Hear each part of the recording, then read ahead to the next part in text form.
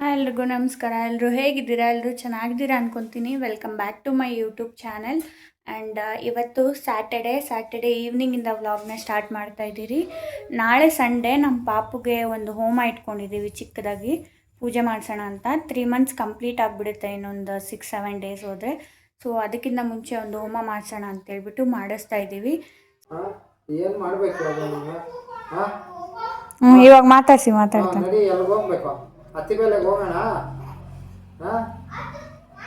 ಅದನ್ನ ಬೇಡಿ.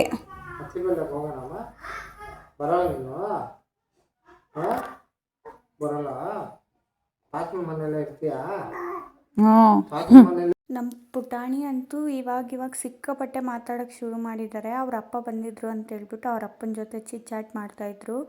ಆಮೇಲೆ ನಾನು ಔಟ್ಫಿಟ್ ನೋಡ್ತಿದ್ದೀರಲ್ಲ, ನಾಳೆಗೆ ಅಂದ್ಬಿಟ್ಟು ಎತ್ತಿಟ್ಕೊಂಡಿದ್ದೀನಿ. ಆ್ಯಂಡ್ ಅಲ್ಲೇನು ಕಾಣ್ತಿದೆ ಅದೇ ಫುಲ್ಲು ಹೋಮಕ್ಕೆ ಬೇಕಾಗಿರೋ ಸಾಮಾನು. ಸೊ ಅದನ್ನೆಲ್ಲ ಎತ್ತಿಟ್ಕೊಂಡು ಬಾಳೆಹಣ್ಣು, ನಿಂಬೆಹಣ್ಣು ಅವ್ರು ಏನೇ ಹೇಳಿದ್ರೋ ಎಲ್ಲ ತೊಗೊಂಬಂದ್ಬಿಟ್ಟಿದ್ವಿ ಬಿಫೋರೇ, ಸೊ ದಟ್ ನಾಳೆಗೇನು ಪ್ರಾಬ್ಲಮ್ ಆಗಬಾರ್ದು ಅಂತ. ಮನೆ ಕೂಡ ಕಂಪ್ಲೀಟಾಗಿ ಕ್ಲೀನಾಗಿತ್ತು. ಸೊ ಹೂವು, ಹಣ್ಣು ಮತ್ತು ಮಾವಿನ ಎಲೆ, ಬಾಳೆ ಎಲೆ ಎಲ್ಲ ಕೂಡ ರೆಡಿ ಮಾಡಿ ಇಟ್ಕೊಂಡಿದ್ವಿ. ಅವರು ಬಿಫೋರೇ ನಮ್ಗೆ ಹೇಳಿದ್ರಿಂದ ನಾವೆಲ್ಲ ಮೊದಲೇ ತೊಗೊಂಬಂದು ಇಟ್ಕೊಂಬಿಟ್ಟಿದ್ವಿ. ಅವ್ರು ಹೇಳಿದ್ರು ಹಿಂದಿನ ದಿನ ನೈಟೇ ನೀವೆಲ್ಲ ತಂದುಕೊಟ್ರೆ ಮಾರ್ನಿಂಗ್ ನೀವು ಬರೋ ಅಷ್ಟೊತ್ತರಲ್ಲಿ ನಾವೆಲ್ಲ ರೆಡಿ ಮಾಡಿ ಇಟ್ಕೊಂಡಿರ್ತೀವಿ ಅಂತ. ಸೊ ಇದನ್ನೆಲ್ಲ ಈಗ ಊಟ ಮಾಡಿಕೊಂಡು ನನ್ನ ಹಸ್ಬೆಂಡ್ ಮತ್ತು ಅಪ್ಪ ಹೋಗಿ ಕೊಟ್ಬಿಟ್ಟು ಬರ್ತಾರೆ. ಇದನ್ನೇ ಓಡಾಡಿಕೊಂಡು ಎಲ್ಲರೂ ಬ್ಯುಸಿ ಆಗಿಬಿಟ್ಟಿದ್ರು. ಅಮ್ಮ ಅಪ್ಪ ಎಲ್ಲ ಹೊಸೂರ್ಗೆ ಹೋಗಿ ಬರೋದೇ ತುಂಬ ಲೇಟಾಗಿ ಹೋಗ್ಬಿಟ್ಟಿತ್ತು, ಮಳೆಯಲ್ಲೆಲ್ಲ ಸಿಗಾಕೊಂಡು. ಹಾಗಾಗಿ ಮನೆಯಲ್ಲಿ ಏನು ಅಡುಗೆ ಮಾಡ್ಕೊಂಡಿರಲಿಲ್ಲ. ದೇವಸ್ಥಾನದ ಹತ್ರ ಪ್ರಸಾದ ಕೊಡ್ತಿದ್ರಂತೆ, ಸೊ ಅದನ್ನೇ ತರ್ತೀವಿ ಅಂತ ಹೇಳಿದ್ರು. ಆ್ಯಂಡ್ ನೀವು ನನ್ನ ವ್ಲಾಗ್ಸ್ನ ನೋಡಿದರೆ ಇವರೆಲ್ಲ ಆಲ್ಮೋಸ್ಟ್ ನಮ್ಮ ಮನೆಯಲ್ಲೇ ಇರ್ತಾರೆ ಯಾವಾಗ್ಲೂ. ಇನ್ನು ಪೂಜೆ ಅಂತಂದರೆ ಹೇಳ್ಬೇಕಾ, ನಮ್ಮ ಮನೆಯಲ್ಲೇ ಇದ್ದರು ಅವತ್ತೆಲ್ಲ ಕೆಲಸ ಮಾಡಿಕೊಂಡು. ಸೊ ನಾನು ಟಯರ್ಡ್ ಆಗಿದೆ ಅಂತೇಳ್ಬಿಟ್ಟು ನೈಟ್ ಬೇಗನೆ ಮಲ್ಕೊಂಡ್ಬಿಟ್ವಿ, ಮಾರ್ನಿಂಗ್ ಬೇಗ ಎದ್ದೇಳಬೇಕು ಅಂದ್ಬಿಟ್ಟು. ಈಗ ಮಾರ್ನಿಂಗ್ ಒಂದು 7:30 ಅಷ್ಟರಲ್ಲೆಲ್ಲ ರೆಡಿ ಆಗಿಬಿಟ್ಟಿದ್ದೆ. ಪಾಪುಗಿನ್ನೂ ರೆಡಿ ಮಾಡಿಸಿರ್ಲಿಲ್ಲ, ಫ್ರೆಶ್ ಅಪ್ ಮಾಡಿಸಿರ್ಲಿಲ್ಲ. ಸ್ವಲ್ಪ ಬಿಸಿಲು ಬರಲಿ ಅಂತೇಳ್ಬಿಟ್ಟು ವೆಯ್ಟ್ ಮಾಡ್ತಿದ್ವಿ.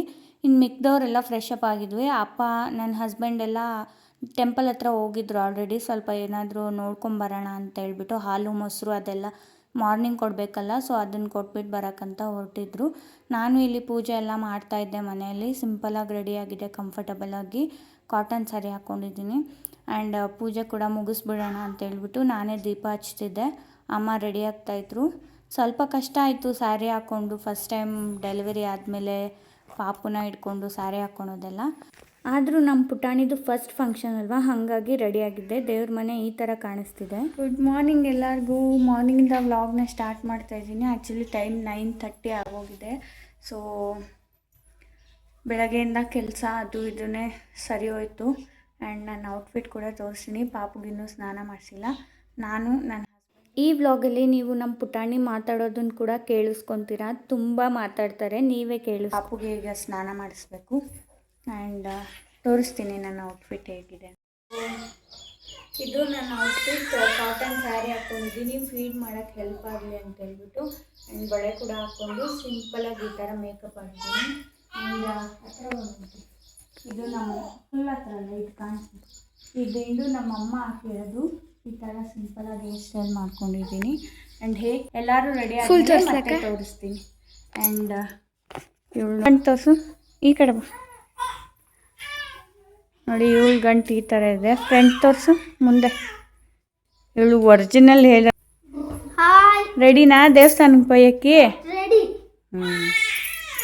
ಯಾರನ್ನೂ ಜಾಸ್ತಿ ಇನ್ವೈಟ್ ಮಾಡಿರಲಿಲ್ಲ ಈ ಫಂಕ್ಷನ್ಗೆ. ಇದನ್ನು ಚಿಕ್ಕದಾಗಿ ಮಾಡಿಕೊಂಡು ಪಾಪು ನಾಮಕರಣ ಸ್ವಲ್ಪ ಚೆನ್ನಾಗಿ ಮಾಡೋಣ ಅಂತ ಹೇಳ್ಬಿಟ್ಟು ಡಿಸೈಡ್ ಮಾಡ್ಕೊಂಡಿದ್ವಿ. ಹಾಗಾಗಿ ಯಾರನ್ನೂ ಕರೆದಿರಲಿಲ್ಲ, ಜಸ್ಟ್ ನಾವೇ ಮಾಡ್ಕೊಂಡಿದ್ವಿ. ಈ ಥರ ಒಂದು ಕ್ಲಿಪ್ಪಿಂಗ್ ತೊಗೊಂಡೆ.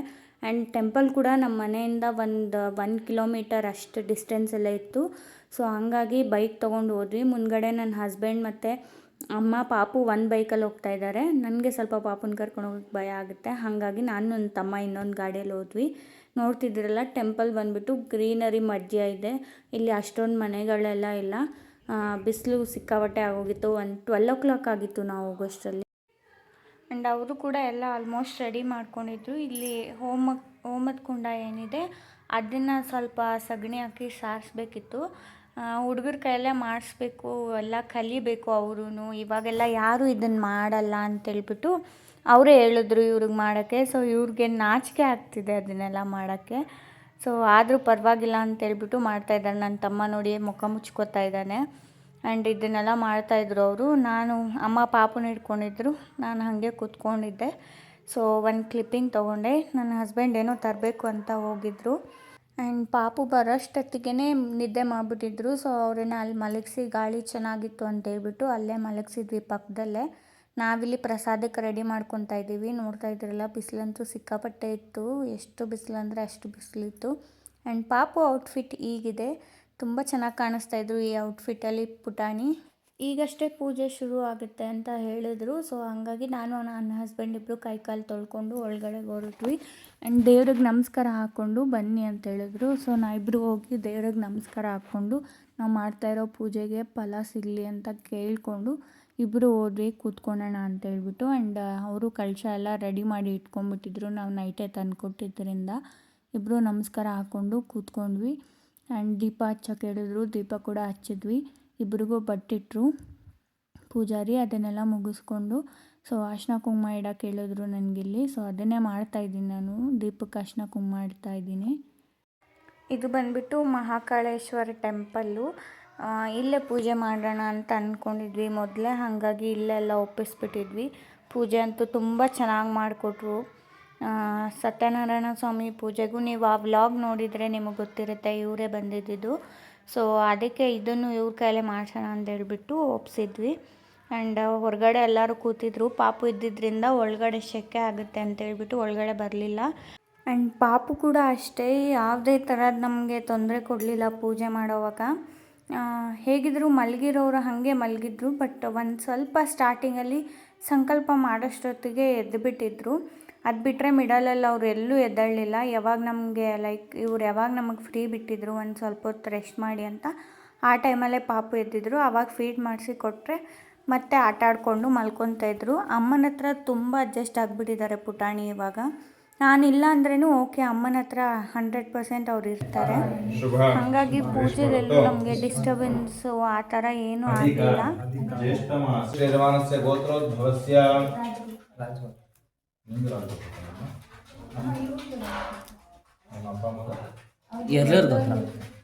ರಾಜಗೋತ್ರೋದ್ಭವಸ್ಯ ಭರತ್ ಕುಮಾರ ಯಸ್ಯ ಧರ್ಮಕಾಂತ ಯಾಹ ಮನುಪ್ರಿಯಾನಾಂ ಯಾಹಂ ಹೇಳಿ ಮಮ ಸುಪುತ್ರಸ್ಯ ಮಗನೇ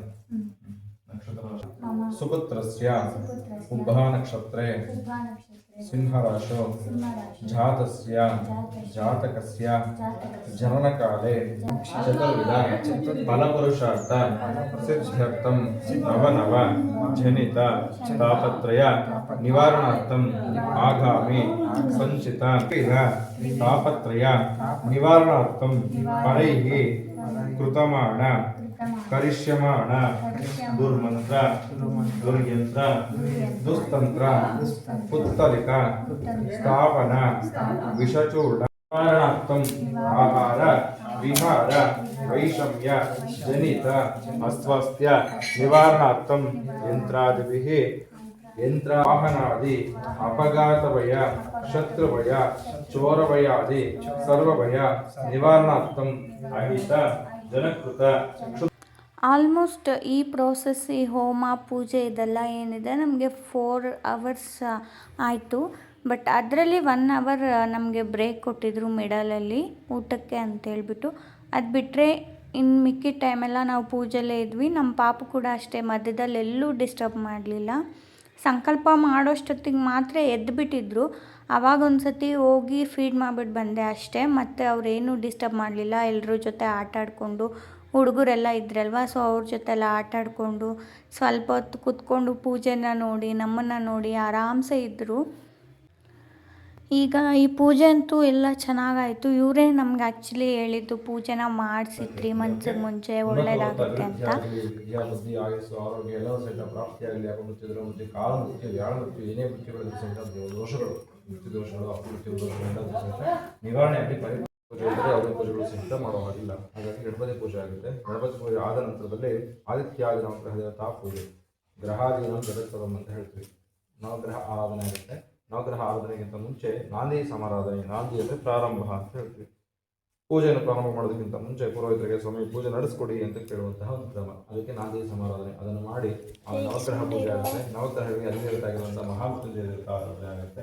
ಇದಿಷ್ಟು ಆದಮೇಲೆ ಪಂಚಾಯತ ದೇವತೆ ಅಂತ ಹೇಳ್ತೀವಿ. ಅಂದರೆ ಒಂದು ದೇವತೆಗಳಿಗೆ ಸಾದ್ಗುಣ ದೇವತೆ ಅಂತ ಹೇಳ್ತಾರೆ. ಆ 5 ದೇವತೆಗಳು ಯಾರು ಅಂದರೆ ಶಿವ, ವಿಷ್ಣು, ಅಂಬಿಕೆ ಅಂದರೆ ದುರ್ಗಾದೇವಿ, ಗಣಪತಿ, ಸೂರ್ಯನಾರಾಯಣ ಅಂತ ಈ 5 ದೇವತೆಗಳನ್ನು ಆವಾಹನೆ ಮಾಡಿ ಪೂಜೆಗಳನ್ನು ಸಹಿತ ಮಾಡ್ತೀವಿ. ಜೊತೆಗೆ ಪ್ರಧಾನವಾಗಿ ಏನು ಮಾಡ್ತೀವಿ ಅಂದರೆ ಶುಭ ನಕ್ಷತ್ರ ದೇವರನ್ನು ಆವಾಹನೆ ಮಾಡ್ತೀವಿ. ಅಂದರೆ ಮಗು ಹುಟ್ಟಿರುವಂತಹ ನಕ್ಷತ್ರ ಇದೆಯಲ್ಲ ಆ ನಕ್ಷತ್ರಕ್ಕೆ ಆ ದಿವಸ ಅಂದರೆ ಯಥಾಶಕ್ತಿ ಯಥಾಸಂಖ್ಯೆಯ ಹೋಮ ಪೂಜಾಂಶ ಆಚರಿಸಿ ಹೋಮವನ್ನು ಸಹಿತ ಮಾಡ್ತಾ ಇದ್ದೀವಿ ಅಂತೇಳಿ ಕ್ಷೇತ್ರ ದೇವತಾ ಮಹಾಕಾಳೇಶ್ವರ ಸ್ವಾಮಿ ಸನ್ನಿಧಿವು ಅಂದರೆ ಈ ಕ್ಷೇತ್ರದಲ್ಲಿ ಮಹಾಕಾಳೇಶ್ವರ ಸ್ವಾಮಿ ದೇವಸ್ಥಾನದಲ್ಲಿ ಮಾಡ್ತಾ ಇದ್ದೀವಿ ಅಂತ ಸಂಕಲ್ಪವನ್ನು ಮಾಡ್ಕೊಂಡಿದ್ದಾರೆ. ಅದನ್ನು ಹೊರತುಪಡಿಸಿ ಏನೇ ಕೋರಿಕೆ ಸಹಿತ ಕೇಳಿಕೊಂಡು ಹೂವು ಹಾಕಿ ನೀರೊಳಗಡೆ ಹಾಕಿ ನಮಸ್ಕಾರವನ್ನು ಮಾಡ್ಕೊಳ್ಳಿ.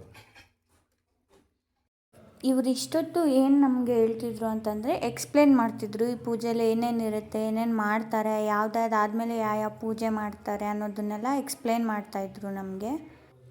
ಸೊ ಈ ಸಂಕಲ್ಪ ಆಗೋಷ್ಟೊತ್ತಿಗೆ ಪಾಪು ಅಳೋಕ್ಕೆ ಶುರು ಮಾಡಿಬಿಟ್ಟಿದ್ರು. ಹಾಗಾಗಿ ಅವ್ರು ಹೇಳಿದ್ರು ಓಕೆ ಫೀಡ್ ಮಾಡಿಸ್ಬಿಟ್ಟೆ ಬನ್ನಿ ಪರವಾಗಿಲ್ಲ ಅಂತ. ಸೊ ನಾನು ಹೊರಟ್ಬಿಟ್ಟೆ ಪಾಪುಗೆ ಫೀಡ್ ಮಾಡ್ಸೋಕ್ಕೆ ಅಂತೇಳಿ. ಇದಾದಮೇಲೆ ಒಂದು 10-15 to 20 ಮಿನಿಟ್ಸ್ ನನ್ನ ಹಸ್ಬೆಂಡೇ ಒಬ್ಬರೇ ಪೂಜೆನ ಮಾಡೋಕ್ಕೆ ಸ್ಟಾರ್ಟ್ ಮಾಡಿದ್ರು. ಸೊ ನಾನು ಅಷ್ಟೊತ್ತಿಗೆ ಅಲ್ಲಿ ಒಂದು ಸಪ್ರೇಟ್ ರೂಮ್ ಇತ್ತು, ಅಲ್ಲಿ ಫೀಡ್ ಮಾಡಿಸ್ತಿದ್ದೆ ಪಾಪುನ. ನನಗೆ ಗೊತ್ತಿರೋ ಪ್ರಕಾರ ನನ್ನ ಹಸ್ಬೆಂಡ್ ಫಸ್ಟ್ ಟೈಮ್ ಈ ಥರ ಪೂಜೆ ಕೂತಿರೋದು ಅನಿಸುತ್ತೆ. ನಾನಂತಂದರೆ ನಮ್ಮ ಮನೆಗೆ ಗೃಹ ಪ್ರವೇಶ ಆದಾಗ, ಸತ್ಯನಾರಾಯಣ ಸ್ವಾಮಿ ಪೂಜೆಗೆ ಪ್ರತಿ ವರ್ಷ ಇದಕ್ಕೆಲ್ಲ ಕೂತ್ಕೊತಾ ಇರ್ತೀವಿ. ಸೊ ನನಗೆ ಅಭ್ಯಾಸ ಇದೆ. ನನ್ನ ಹಸ್ಬೆಂಡ್ ಫಸ್ಟ್ ಟೈಮ್ ಈ ಥರ ಒಂದು 3 to 4 hours ಕೂತ್ಕೊಂಡು ಪೂಜೆನ ಮಾಡಿರೋದು ಅಥವಾ ಮಾಡಿಸ್ತಿರೋದೆಲ್ಲ. ಸೊ ಅವರಿಗೆ ಹೊಸದು, ಸ್ವಲ್ಪ ನರ್ವಸ್ ಆಗಿದ್ರು ಅವರು. ಅದು ಬಿಟ್ಟರೆ ಇನ್ನೇನು ಪ್ರಾಬ್ಲಮ್ ಆಗಿಲ್ಲ. ಪ್ರಸಾದ ಮಾಡೋಕ್ಕೆ ಆಲ್ರೆಡಿ ಹೇಳಿದ್ವಿ. ಸೊ ಅಲ್ಲಿ ಪ್ರಸಾದ ಪ್ರಿಪೇರ್ ಆಗ್ತಾಯಿತ್ತು. ಆ್ಯಂಡ್ ರಿಲೇಟಿವ್ಸ್ ಯಾರೂ ಬಂದಿರಲಿಲ್ಲ, ಜಸ್ಟ್ ನಾವು ಮನೆಯವರು ಮತ್ತು ಇಲ್ಲೇನಿದ್ದಾರೆ ಪುಟಾಣಿ ಮಕ್ಕಳು ಇವರೇ ನಮ್ಮ ಜೊತೆ ಇದ್ದು ಎಲ್ಲ ಕೆಲಸನೂ ಮಾಡಿ ಎಲ್ಲ ಕಡೆ ಓಡಾಡಿ ಇದನ್ನೆಲ್ಲ ಮಾಡ್ತಾಯಿದ್ರು. ಓಂ ಗಂ ಗಣಾನಾನ್ತ್ವಾ ಗಣಪತಿಗಂ ಹವಾಮಹೇ ಕವಿಂ ಕವೀನಾತ್ಮಶ್ರವಸ್ತವಂ ಜ್ಯೇಷ್ಠರಾಜಂ ಬ್ರಹ್ಮಣಾಂ ಬ್ರಹ್ಮಣಸ್ಪದ ಆನಶ್ವನ್ನೋತಿಭಿಸ್ಸೀದಸಾದನಂ ಏಕದಂತಾಯ ವಿದ್ಮಹೇ ವಕ್ರತುಂಡಾಯ ಧೀಮಹಿ ತನ್ನೋ ದಂತಿ ಪ್ರಚೋದಯಾತ್. ಲಕ್ಷ್ಮೀ ಬಿಂಬೆ ಓಂ पुष्पाणि चंडेश्वर आलुका विकर्ण विजयकर्ण घटनाकर्ण गोकर्ण रेवण सिद्धावण सिद्धा एकोरवणिदाध्यासुकेत रुरुपमन ओह वासिक गुरुणमावा यामे मुवह वासिक उन्माम हो एम नुवेस्ಕೊಂಡನಿದೆ ಹಾಕೋದು ಬನ್ನಿ ಹಾಕೋದು ಮೊದಲ ಫಸ್ಟ್ ಹಾಕಿದ ಕನ್ಫರ್ಮ್ ನಟ್ಲಾ ओम भद्रं कर्णे विष्णुयाम देवाः भद्रं पश्येमाक्षप्रचित्राः स्त्रीरङ्गैः सुष्ठुवागं स्वस्तनोभिः यशेमदेव हितं सुर मामिट्ला स्वस्ति न इंद्र पूजा टाइम ಅಲ್ಲಿ ಅದಾದ್ಮೇಲೆ ಮನೆಗೆ ಹೋಗಿ ಕೊಟ್ಟರು ಕೈ ಬೇಡ ಕಷ್ಟ ಆಗುತ್ತೆ. ಓಂ ಭದ್ರಂ ಕರ್ಣೇ ವಿಷ್ಣುಯಾಮ ದೇವಾಃ ಭದ್ರಂ ಪಶ್ಯೇಮಾಕ್ಷಪ್ರಚಿತ್ರಾಃ ಸ್ತ್ರೀರಂಗೈಃ ಸುಷ್ಠುವಾಗಂ ಸ್ವಸ್ತನೋಭಿಃ ಯಶೇಮದೇವ. ಇದಾದಮೇಲೆ ಕಂಕಣ ಕಟ್ಟಿದ್ರು ನನಗೆ, ನನ್ನ ಹಸ್ಬೆಂಡ್ಗೆ ಇಬ್ಬರಿಗೂ ಕಂಕಣ ಕಟ್ಟಿದ್ರು, ಹಾರ ಬದಲಾಯಿಸಿದ್ರು. ಆ್ಯಂಡ್ ಪಾಪಗೂ ಕೂಡ ಕಂಕಣ ಕಟ್ಟಿದ್ರು. 48 days ನೋ ನಾನ್ ವೆಜ್ ಅಂತ ಹೇಳಿದ್ದಾರೆ. ಅಭ್ಯಾಸ ಇದೆ ಇದು ಕೂಡ ನಮಗೆ. ಸೊ ಆರಾಮಾಗಿರ್ತೀವಿ 48 days, ಏನು ಪರವಾಗಿಲ್ಲ, ನಾನ್ ವೆಜ್ ಏನೂ ತಿನ್ನಲ್ಲ. ಆ್ಯಂಡ್ ಪಾಪುಗೆ ಕಂಕಣ ಕಟ್ಟುವಾಗ ಸ್ವಲ್ಪ ಹತ್ತರು, ಯಾಕಂತಂದರೆ ಅವ್ರಿಗೆ ಕೈ ಹಿಡ್ಕೊಂಡು ಕಟ್ತಾಯಿದ್ರಲ್ಲ, ಇರಿಟೇಟ್ ಆಗ್ತಾಯಿದ್ರು ಅವರು. ಆ್ಯಂಡ್ ಇಟ್ಸ್ ಓಕೆ, ಪರವಾಗಿಲ್ಲ, ಸ್ವಲ್ಪ ಹೊತ್ತು ಒಂದು 5 minutes ಅಲ್ವಾ. ಆಮೇಲೆ ಅವ್ರಿಗೂ ಹಾರ ಹಾಕಿ ಹಾಗೆ ತೆಗೆಸ್ಬಿಟ್ರು, ಸುಮ್ಮನೆ ಶಾಸ್ತ್ರಕ್ಕೆ ಹಾಕ್ಸಿ ತೆಗೆಸ್ಬಿಟ್ರು. ಆಮೇಲೆ ಪಾಪುನ ಅಮ್ಮನ ಕೈಯಲ್ಲಿ ಕೊಟ್ಟು ಮತ್ತೆ ನಾವು ಪೂಜೆ ಸ್ಟಾರ್ಟ್ ಮಾಡ್ಕೊಂಡ್ವಿ. ಇಲ್ಲಂತೂ ಇವ್ರು ನೋಡಿ, ಇಲ್ಲಿ ಬಂದರೂ ಇವ್ರು ಚೇಷನ ಬಿಟ್ಟಿಲ್ಲ, ಯಾವ ಥರ ಆಡ್ತಾ ಇದ್ದಾರೆ ಅಂತ ಹೇಳ್ಬಿಟ್ಟು. ಒಂದು 5 ನಿಮಿಷ ಕೂತ್ಕೊಂಡ್ಲಿಲ್ಲ ಇವರೆಲ್ಲ.